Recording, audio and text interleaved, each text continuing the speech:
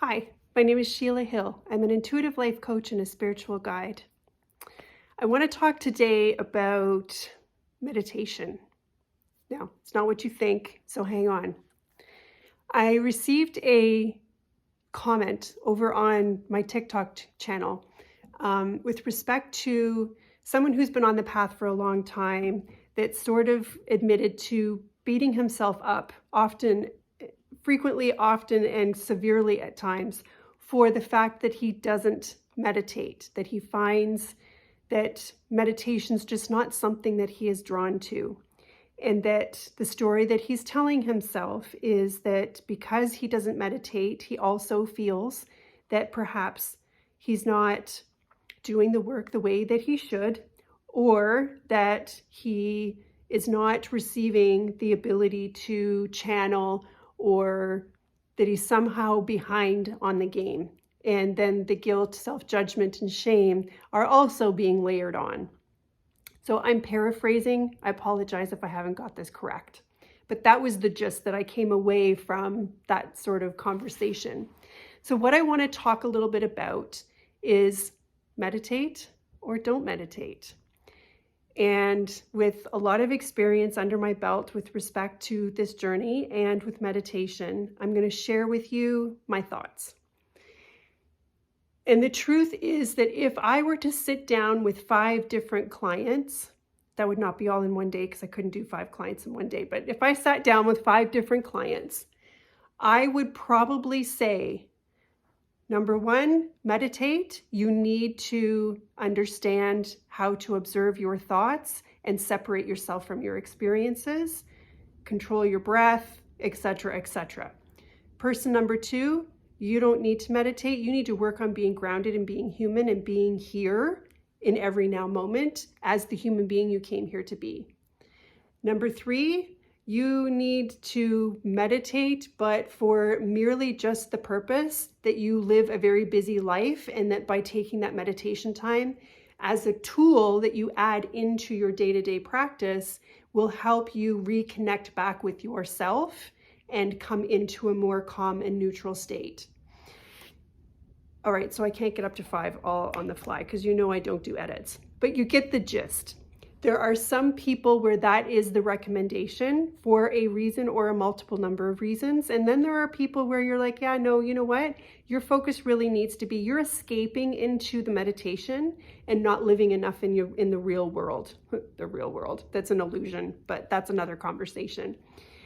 So here's where I am at with it, and I am just going to share my experience and how it has played out for me. I used to meditate. That was sort of what brought me into my whole spiritual journey.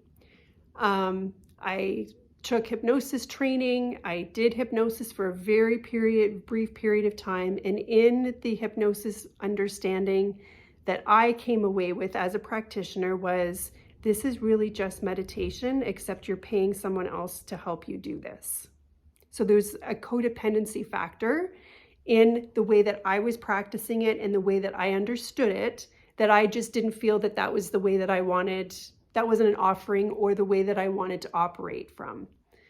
So I turned what I learned in hypnosis training and what I understood about the brain and mind frequencies into, well, why don't I just teach people how to do this? And that's what we call it. We call it meditation. So I ended up teaching meditation for a very long time. And in that, when you're teaching it, then you also have to do it too, right? So I did. But then there were other parts of my spiritual journey where I was coming in contact with other people, other teachers, other mentors, friends I was in my unraveling and undoing process. I likely now looking back had entities galore, and I was always in this really dark night of the soul state for a long time. And anyone I shared that with, they would say, well, you're not meditating enough. And then I would go and meditate, and it wouldn't feel better because I needed to feel what I was feeling. That was the doorway, but I kept being told to meditate.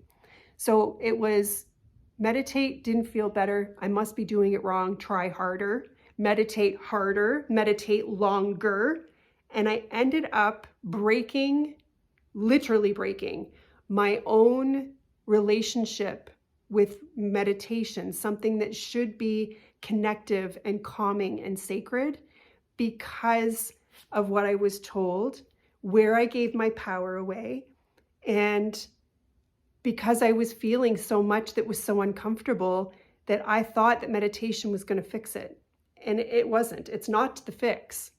While meditation can be a very spiritual, connective, nurturing, loving thing to do that is very sacred, it's not ever going to be the solve that fixes you from feeling the things that you need to feel.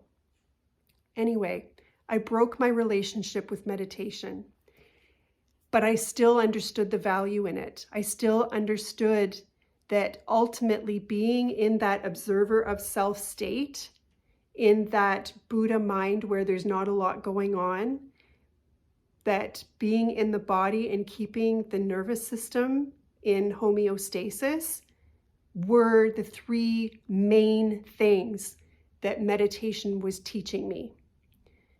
So I went, well, okay, I'm not going to do meditation anymore because that's just become a toxic tug of war game with myself. What I am, going to do is bring the practices that I understand about my own experience with meditation into my day-to-day life. And then things really started to change. So I have the privilege, and it's because of the role that I play, not just in the fact that this is what I do, but on a greater scale, who I am outside of Sheila. I'm very, very privileged that I live at home, I work from home, I master my own schedule and my own level of responsibilities on where I need to show up. I spend a lot of time by myself, like 99% of my life, I'm spending it alone, which means that I have the ability and the bandwidth and the focus to be able to really pay attention to what I'm feeling, what I'm thinking about what I'm feeling, what my nervous system's doing, what stories I'm attaching to. Am I in my ego? Where am I? What is driving my life right now? And what is my perception of self and reality? That is an ongoing thing that I have come into a great amount of mastery in that. That means that while I walked away from meditation for the reasons I've shared, all of the things and the tools that I learned about meditation helped me in a very grounded way come into a level of mastery that for some people who are still in that I'm in a meditative state and then I'm in my human state, you can still be operating from a very disconnected, separated place. So if meditation feels like it's run its course for you, then take your practice to the next level, where you, in your humanness, in your everyday now to now, you master being in a meditative state as an active, functioning, conscious being in human form. That's the next step. What I find that I am able to tap into when I am in that state, which I said is a lot of the time, but I'm human, it's not all the time, but it's a lot of the time, is that my access to information, to intel, to answers, to support, to guidance is magnified. So all of the things that people would typically look for from their guidance team and perhaps channel or go into a meditative state in order to connect with that guidance is available to me as an awake, conscious, functioning human, Sheila, boots on the ground.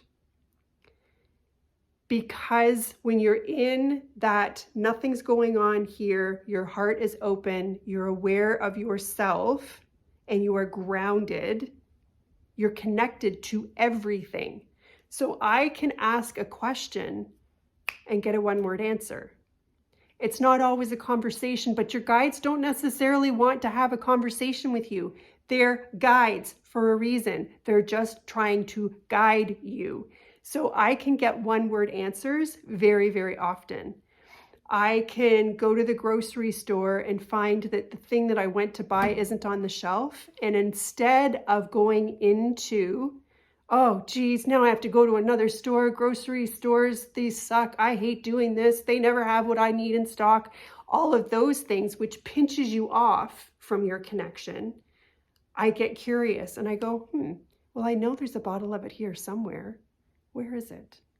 And then I'll just stand very, very quiet.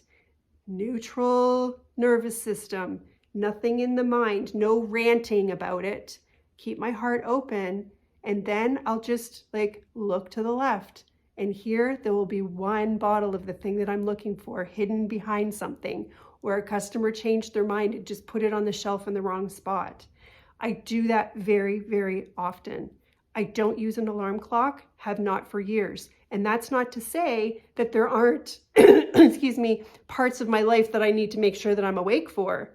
It's that it's my ongoing connection and ability to converse with all that is. We could call that the guidance team or my higher self, whoever it happens to be that I'm connecting with in any given moment, is an ongoing thing. When we meditate and depend on the meditation for connectivity, we are operating from a separation, and it's not a bad thing. It's all a part of your practice, but you are operating a little bit from separation. Again, I'm up here in meditation where I feel connected, but when I'm down here, I'm not. So the goal is for you to pull all that is in. Those that channel are typically channeling another aspect of themselves. And because channeling information and being able to connect as a channel is glorified, people like it, people think it's cool, all of those things. And I'm not saying that it's not those things. It becomes your way of being that's very hard to give up. Being a channel is something that the ego likes to do too, because it likes the fact that it makes you special. But what it can lead to is more separation, because the entity often that you are channeling is another aspect of you that is waiting to be embodied, so that boots on the ground, you have access to that intel, that perception, those codes in every now moment. So if you don't channel, don't think that you're not advancing in your ascension path. It may just be that that's a step that your soul has chosen for you to skip so that you can be an embodied, boots on the ground, conscious, aware human being that has access to everything. If you have lost the sparkle in your relationship with meditation, then understand that that doesn't make you less spiritual. It could just be that that is the next step for you in your path that is going to bring you into a more embodied state. All of these things are tools, and they are tools that work and that are good for us until they're not. I hope that this has helped you. I hope that it's helped bring a sigh of relief. I hope that it has brought you some encouragement that you're not getting this wrong, and maybe offered you some perspectives to consider. Until next time, bye for now.